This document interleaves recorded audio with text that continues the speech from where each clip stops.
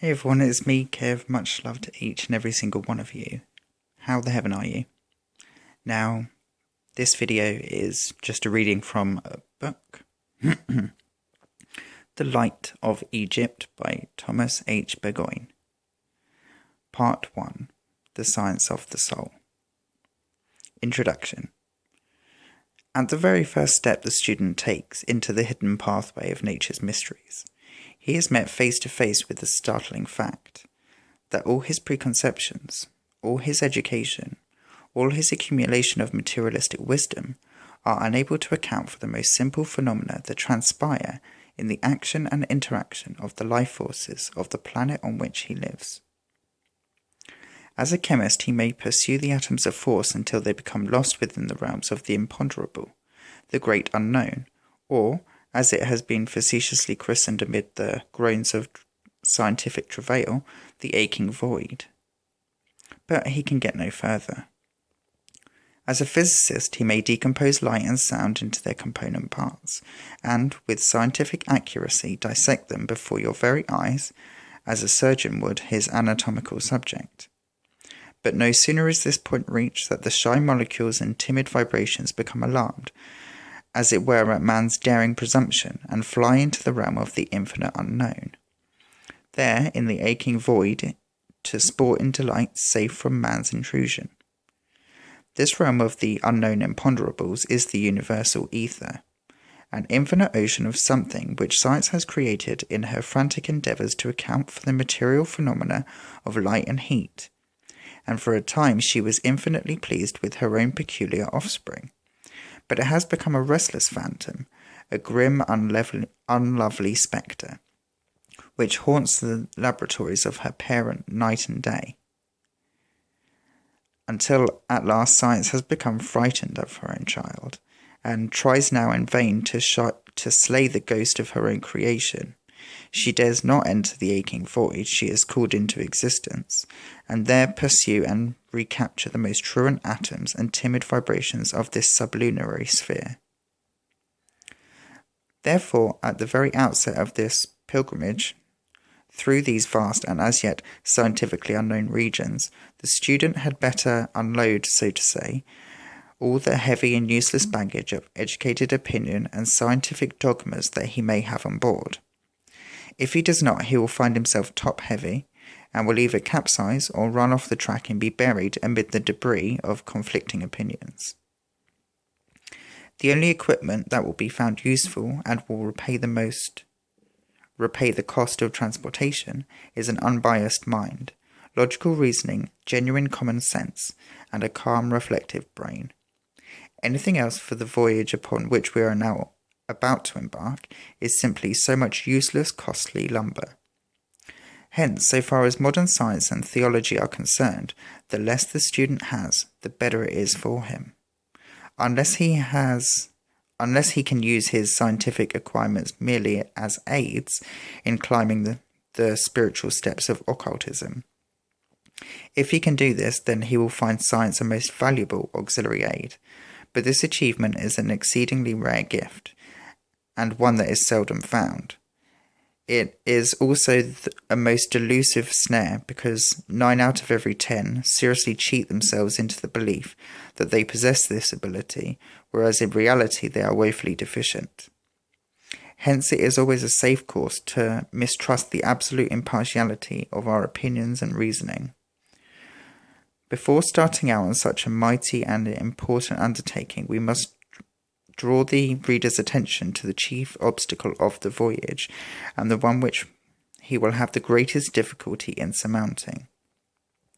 This hidden rock, upon which so many otherwise profound students of the occult have become shipwrecked, is the non-realization of the duality of truth, viz., the truth of appearances and the truth of realities. The former is relative only, and the latter is absolute. We do not mean merely taking for granted that truth is dual, and so assenting to the statement, but we mean the great majority of the occult students fail to realize this conception within themselves. Know that everything is real upon its plane of manifestation. If we possess half of anything, we know by the laws of common sense and logical reasoning that there is another half somewhere. No subtle twist of metaphysical sophistry can cheat us into the belief that we possess the whole when we know and see that we have exactly half and no more. Further, when we look at any known thing, we know that to possess the attributes of a thing, it must possess 3 dimensions, viz. Length, breadth, and thickness. This being so, we also know that it has, broadly speaking, 2 sides, an inside and an outside. The outside is not the inside any more than the boiler is the steam that drives the engine. This logical process of reasoning is the only chart that has so far been prepared for the occult explorer. It is vague and probably very unsatisfactory as far as details are concerned, but when used in conjunction with his conscious intuition, the most true compass man has by which to guide himself in his winding uneven path upon the shores of the infinite, he never need fear being lost or failing in his endeavours to know the truth. In order to carry out the same line of reasoning a little further, let us take a type of architecture, say the Gothic, and mentally examine some well-known handsome specimen of this structural conception. The world's thought will say, what a beautiful building, how imposing and grand, what a triumph of man's mechanical skill. So it appears to the world, and upon the plane of appearances, so it really is.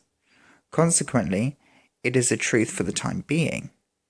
But when examined by the light of occult science, we will find this truth is relative only. That is only true upon the external, transitory plane of material phenomena. We see that in addition to being the result of man's trained mechanical ability, it is also the external form of his mental ideal. It is in fact the phenomenal outcome of his creative attributes.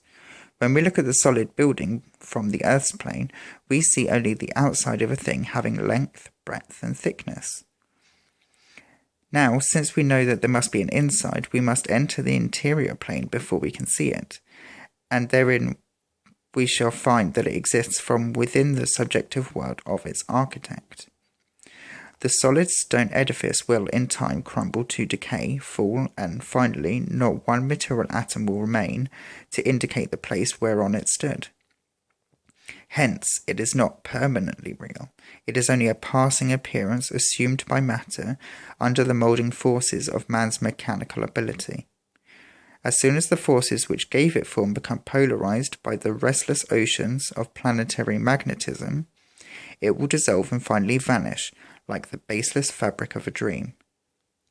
But though the external structure of stone and mortar is lost within the soil of the earth, the idea which created it is eternal, because it was a spiritual reality. Therefore, we see that the absolute truth, the eternal reality, appears to be the non-reality upon the plane of matter, while the material structure appears to be the only thing which is real. It is these delusive appearances that have created the almost hopeless confusion regarding the exact meaning of the terms spirit and matter. Science refers to all she cannot grapple with, to some sort of undiscovered forces of matter, while theology refers to all that she cannot explain, to the unknowable workings of the spirit. Both are right, and both are wrong. And as we shall have to explore the territory belonging to both of these terms during the progress of our journey, we will in this place briefly add that spirit and matter as we know them are but the dual expression of the one deific principle, due to the differences of polarity. In other words, a unity under 2 modes of action. This duality can be comprehended in its true relationship when viewed from both planes and realized by the science of correspondences, which science is but a material system of symbolism from which we can justly regulate our conceptions of all things. Plato once said, "Ideas rule the world," and so far Plato was right, for when the divine idea was evolved from within the divine sensorium of the Infinite One, the universe was not. Hence, the result of the divine idea was the evolution of a pure symbolic form. Just as symbols are the products of ideas, so in their turn, ideas are the symbols of thought, and thought itself is but the symbolic response of the ego to the pulsating throb of the deific will, the divine radiant soul of the Infinite One. Back of this we cannot penetrate, even in our most exalted conceptions. Hence all serious study and meditation as to the nature and existence of God is unprofitable, and cannot bring the student any substantial return either in this world or the next, seeing that the infinite can never be comprehended by the finite. Therefore, we must rest satisfied with the certain knowledge that we can, by one grand chain of sequences, trace the transmission of thoughts, ideas, and symbolic forms to their source. Thus, the angelic world is but a prototype or symbolic expression of the divine sphere of the infinite. The celestial world is a reflection of the angelic world. The spiritual world is a prototype and symbolic outcome of celestial heavens. The astral world is the reflection of the spiritual sphere. And lastly, the material world, or our world, is but the concrete shadow of the astral kingdoms. Hence, the reader can perceive that we, in our present state, are a long way down in the scale of creative life. But if we are, we know by the laws of our being that we can and we shall win our way back through this valley of the shadow, this plane of inverted images and delusive appearances, into the bright realms of our former state, those spheres of pure angelic life where alone exist the ever-living reals of the infinitude of apparent realities. So there we are. That is chapter 1. I hope you got much use out of it. If you have any questions, then maybe we could talk down in the comments. However, take from that what you will. I will be back soon with chapter 1 from The Science of the Soul, section 1, in the Light of Egypt. It has many titles. Anyway, that was from The Light of Egypt, chapter 1, or opening chapter, by Thomas H. Burgoyne. It is available online if you wish to read it for yourself. However, if not, just carry on listening and I will be back in a bit.